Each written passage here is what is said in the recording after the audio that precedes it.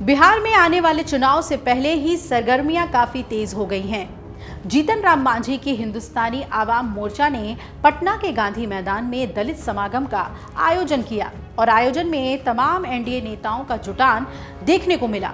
हालांकि दिलचस्प वाकया भी हुआ जिसमें बिहार की सियासत में एक नया उबाल ला दिया है। आपको बता दें कि सीएम नीतीश कुमार इस रैली में केवल चंद मिनटों के लिए ही पहुंचे और फिर वापस लौट गए। दरअसल सीएम नीतीश कुमार दलित समागम में शिरकत करने के लिए तो पहुंचे, लेकिन उन्होंने कोई भाषण ही नहीं दिया। उन्होंने आयोजन के लिए बधाई दी और कहा कि आप लोगों को आशीर्वाद देने के लिए आए हैं, आप लोग काम कीजिए, हमारी पार्टी की अभी मीटिंग होने वाली है, इसलिए निकल रहे हैं।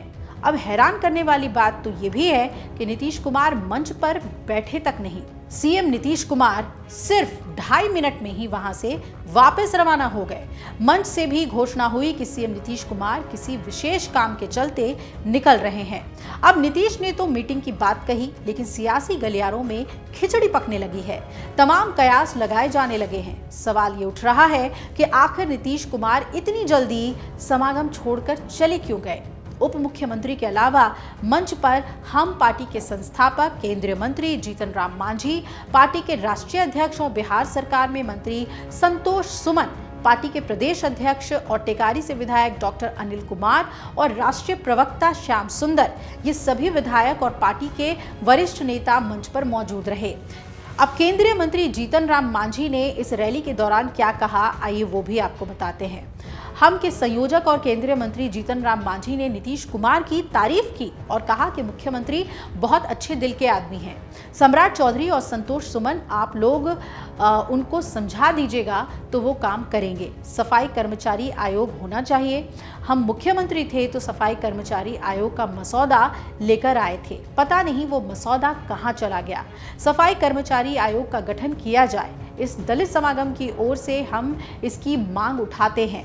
और जीतन राम मांझी ने यह भी कह दिया कि जब हम मुख्यमंत्री थे तो भूमिहीनों को 5 डिसमिल जमीन देने की योजना कैबिनेट में पास की थी और मुख्यमंत्री से ये कहना चाहते हैं कि वास्तविक रूप से 5 डिसमिल जमीन का पैसा नहीं मिल रहा है, 1-2 जगह पर पैसा मिल भी रहा है तो 3 डिसमिल का ही मिल रहा है।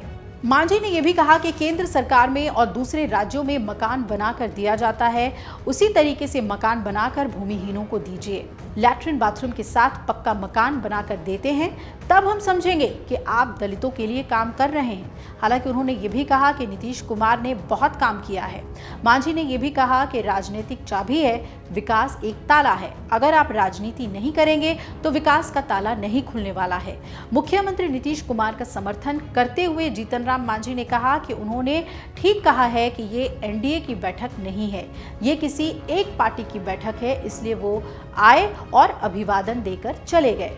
बिहार में विधानसभा चुनाव से पहले नीतीश कैबिनेट विस्तार किया गया है और कैबिनेट विस्तार में कई पार्टियों के विभाग बदल दिए गए। अब विभाग बदले जाने के साथ हम पार्टी के कोटे से मंत्री संतोष कुमार सुमन के 2 विभाग छीन लिए गए हैं। अब सूचना प्रौद्योगिकी विभाग कृष्ण कुमार मंटू और आपदा प्रबंधन विभाग विजय मंडल को दे दिया गया है। इसके बाद से ही राजनीतिक दलों में काफी हलचल मची हुई है। इसे लेकर कई बातें सामने आने लगी हैं। हालांकि कई राजनीतिक दल रैली के समापन का इंतजार कर रहे हैं। आपको बता दें कि इस वक्त हम पार्टी के 4 विधायक हैं, जिसमें गया जिले के टिकारी विधानसभा क्षेत्र से पूर्व मंत्री डॉक्टर अनिल कुमार हैं, बाराचट्टी विधानसभा से ज्योति मांझी, इमामगंज विधानसभा क्षेत्र से केंद्रीय मंत्री जीतन राम मांझी की बहू दीपा मांझी और जमुई जिले के सिकंदरा विधानसभा क्षेत्र से प्रफुल्ल कुमार मांझी विधायक हैं। लेकिन मांझी जिस तरीके से सवाल उठा रहे हैं, नीतीश कुमार की तारीफ भी कर रहे हैं, उससे ये कहा जा रहा है कि मांझी कभी भी करवट बदल सकते हैं, ऐसी अटकलें तो लगाई जा रही हैं।